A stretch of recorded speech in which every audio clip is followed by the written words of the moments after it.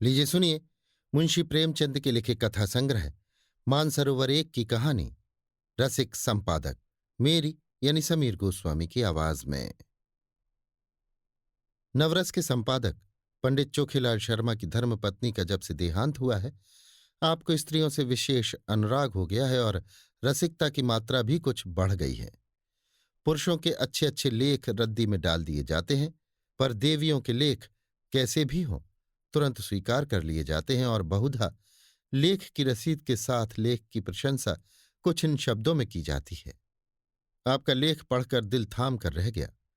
अतीत जीवन आंखों के सामने मूर्तिमान हो गया। अथवा आपके भाव साहित्य सागर के उज्ज्वल रत्न हैं, जिनकी चमक कभी कम न होगी। और कविताएं तो हृदय की हिलोरें, विश्व वीणा की अमर तान, अनंत की मधुर वेदना, निशा का नीरव गान होती थी। प्रशंसा के साथ दर्शन की उत्कट अभिलाषा भी प्रकट की जाती थी। यदि आप कभी इधर से गुजरें तो मुझे न भूलिएगा। जिसने ऐसी कविता की सृष्टि की है, उसके दर्शन का सौभाग्य मुझे मिला तो अपने को धन्य मानूंगा।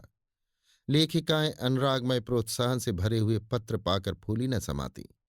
जो लेख अभागे भिक्षुक की भांति कितने ही पत्र पत्रिकाओं के द्वार से निराश लौट आए थे, उनका यहाँ इतना आदर। पहली बार ही ऐसा संपादक जन्मा है जो गुणों का पारखी है। और सभी संपादक अहमन्य हैं, अपने आगे किसी को समझते ही नहीं। जरा सी संपादकी क्या मिल गई, मानो कोई राज्य मिल गया। संपादकों को कहीं सरकारी पद मिल जाए तो अंधेर मचा दे। वो तो कहो कि सरकार इन्हें पूछती नहीं। उसने बहुत अच्छा किया जो ऑर्डिनेंस पास कर दिए। और स्त्रियों से द्वेष करो, ये उसी का दंड है। ये भी संपादक ही हैं, कोई घास नहीं छीलते। और संपादक भी एक जगत विख्यात पत्र के। नवरस सब पत्रों में राजा है। चोखेलाल जी के पत्र की ग्राहक संख्या बड़े वेग से बढ़ने लगी। हर डाक से धन्यवादों की एक बाढ़ सी आ जाती और लेखिकाओं में उनकी पूजा होने लगी। ब्याह गौना मुंडन छेदन जन्म मरण के समाचार आने लगे। कोई आशीर्वाद मांगती, कोई उनके मुख से सांत्वना के दो शब्द सुनने की अभिलाषा करती, कोई उनसे घरेलू संकटों में परामर्श पूछती। और महीने में 10-5 महिलाएं उन्हें दर्शन भी दे जाती। शर्मा जी उनकी अवाई का तार या पत्र पाते ही स्टेशन पर जाकर उनका स्वागत करते, बड़े आग्रह से उन्हें एक आध दिन ठहराते, उनकी खूब खातिर करते। सिनेमा के फ्री पास मिले हुए थे ही खूब सिनेमा दिखाते। महिलाएं उनके सद्भाव से मुग्ध होकर विदा होती। मशहूर तो यहां तक कि शर्मा जी का कई लेखिकाओं से बहुत ही घनिष्ठ संबंध हो गया है। लेकिन इस विषय में हम निश्चयपूर्वक कुछ नहीं कह सकते। हम तो इतना ही जानते हैं कि जो देवियां एक बार यहां आ जाती, वो शर्मा जी की अनन्य भक्त हो जाती। बेचारा साहित्य की कुटिया का तपस्वी है। अपने विधुर जीवन की निराशाओं को अपने अंतःस्थल में संचित रखकर मूक वेदना में प्रेम माधुर्य का रसपान कर रहा है। संपादक जी के जीवन में जो कमी आ गई थी, उसकी कुछ पूर्ति करना महिलाओं ने अपना धर्म सा मान लिया। उनके भरे हुए भंडार में से अगर एक क्षुधित प्राणी को थोड़ी सी मिठाई दी जा सके तो उससे भंडार की शोभा ही है।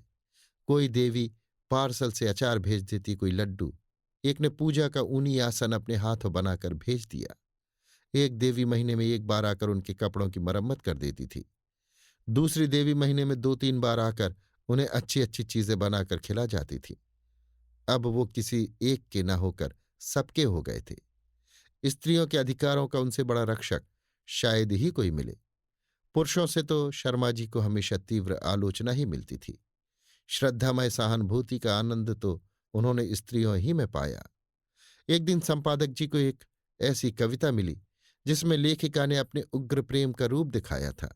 अन्य संपादक उसे अश्लील कहते, लेकिन चोखीलाल इधर बहुत उदार हो गए थे। कविता इतने सुंदर अक्षरों में लिखी थी, लेखिका का नाम इतना मोहक था कि संपादक जी के सामने उसका एक कल्पना चित्र सा आकर खड़ा हो गया। भावुक प्रकृति, कोमल गात, याचना भरे नेत्र, बिंबाधर, चंपई रंग, अंग अंग में चपलता भरी हुई, पहले गोंद की तरह शुष्क और कठोर, आर्द्र होते ही चिपक जाने वाली। उन्होंने कविता को 2-3 बार पढ़ा और हर बार उनके मन में सनसनी दौड़ी। क्या तुम समझते हो मुझे छोड़कर भाग जाओगे? भाग सकोगे? मैं तुम्हारे गले में हाथ डाल दूंगी, मैं तुम्हारी कमर में करपाश कस दूंगी, मैं तुम्हारा पांव पकड़कर रोक लूंगी, तब उस पर सिर रख दूंगी। क्या तुम समझते हो मुझे छोड़कर भाग जाओगे? छोड़ सकोगे? मैं तुम्हारे अधरों पर अपने कपोल चिपका दूंगी। उस प्याले में जो मादक सुधा है, उसे पीकर तुम मस्त हो जाओगे और मेरे पैरों पर सिर रख दोगे। क्या तुम समझते हो मुझे छोड़कर भाग जाओगे? कामाक्षी। शर्मा जी को हर बार इस कविता में एक नया रस मिलता था। उन्होंने उसी क्षण कामाक्षी देवी के नाम ये पत्र लिखा। आपकी कविता पढ़कर मैं नहीं कह सकता मेरे चित्त की क्या दशा हुई। हृदय में एक ऐसी तृष्णा जाग उठी है जो मुझे भस्म किए डालती है। नहीं जानता इसे कैसे शांत करूं। बस यही आशा है कि इसको शीतल करने वाली सुधा भी वहीं मिलेगी जहां से ये तृष्णा मिली है। मन मतंग की भांति जंजीर तोड़ाकर भाग जाना चाहता है। जिस हृदय से ये भाव निकले हैं उसमें प्रेम का कितना अक्षय भंडार है। उस प्रेम का जो अपने को समर्पित कर देने में ही आनंद पाता है। मैं आपसे सत्य कहता हूं, ऐसी कविता मैंने आज तक नहीं पढ़ी थी और इसने मेरे अंदर जो तूफान उठा दिया है वो मेरी विधुर शांति को छिन्न भिन्न किए डालता है। आपने गरीब की फूस की झोपड़ी में आग लगा दी है, लेकिन मन ये स्वीकार नहीं करता कि ये केवल विनोद क्रीड़ा है। इन शब्दों में मुझे एक ऐसा हृदय छिपा हुआ ज्ञात होता है जिसने प्रेम की वेदना सही है, जो लालसा की आग में तपा है।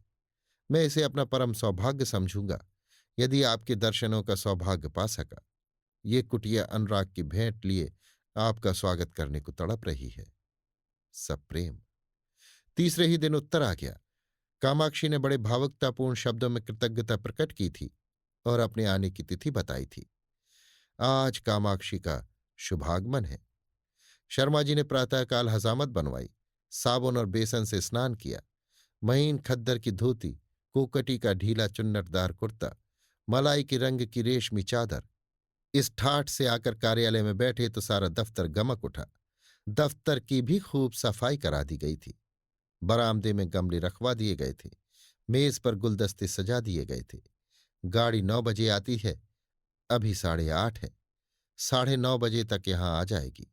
इसी परेशानी में कोई काम नहीं हो रहा है। बार बार घड़ी की ओर ताकते हैं, फिर आईने में अपनी सूरत देखकर कमरे में टहलने लगते हैं। मूंछों में 2-4 बाल पके हुए नजर आ रहे हैं।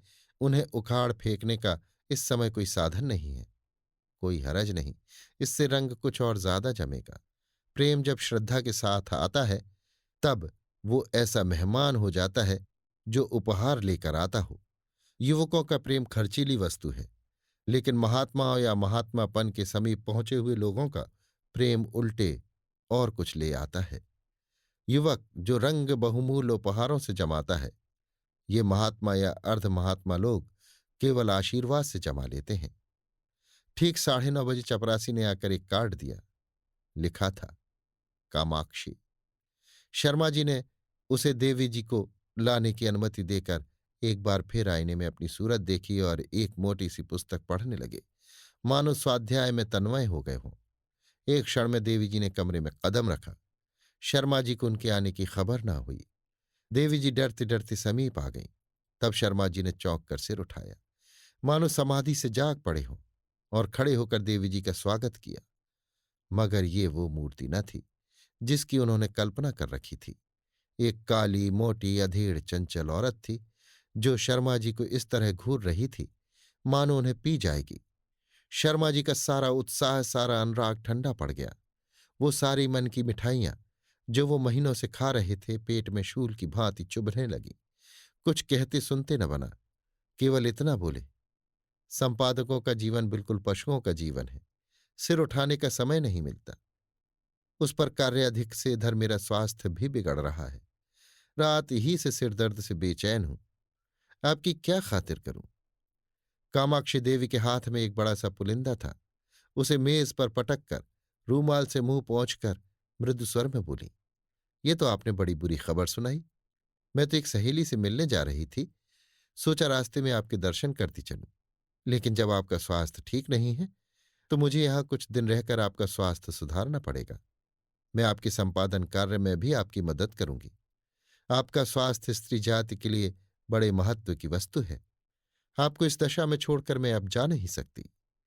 शर्मा जी को ऐसा जान पड़ा जैसे उनका रक्त प्रवाह रुक गया है, नाड़ी छूटी जा रही है। उस चुड़ैल के साथ रहकर तो जीवन ही नरक हो जाएगा। चली हैं कविता करने, और कविता भी कैसी, अश्लीलता में डूबी हुई। अश्लीलता तो है ही, बिल्कुल सड़ी हुई, गंदी। एक सुंदरी युवती की कलम से वो कविता काम बाण थी, इस डायन की कलम से तो वो परनाले का कीचड़ है। मैं कहता हूं, इसे ऐसी कविता लिखने का अधिकार ही क्या है? ये क्यों ऐसी कविता लिखती है? क्यों नहीं किसी कोने में बैठकर राम भजन करती है? आप पूछती हैं, मुझे छोड़कर भाग सकोगे?